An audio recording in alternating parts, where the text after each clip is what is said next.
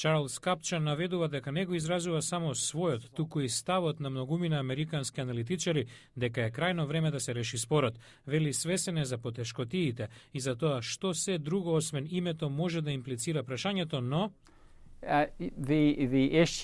прашањето за јазик и етничка припадност на Балканот е мощно комплицирано.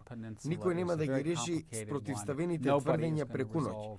Мислам дека потребната состојка е зрелост и дисциплинираност.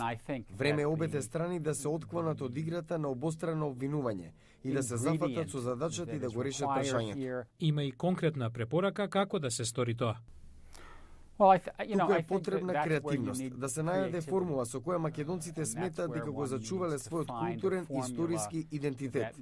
Мислам дека најдобар збор би бил решение со кое ќе се спаси образот за грците. Да бидеме реални. Она што се случи е дека прашањето ескалираше и доби поголемо значење отколку што заслужува. Директорот на Европски истражувања во Советот за односи со странство не гледа што повеќе би можеле да сторат сад, особено кога се зафатени со други прашања.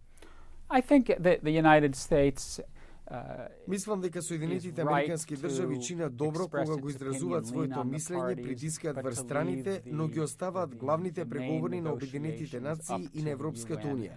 Сад се во позиција кога имаат полн дневен ред, особено во Авганистан, Ирак и на Блискиот Исток, и се вртат кон Европа да преземе поголем товар на Балканот.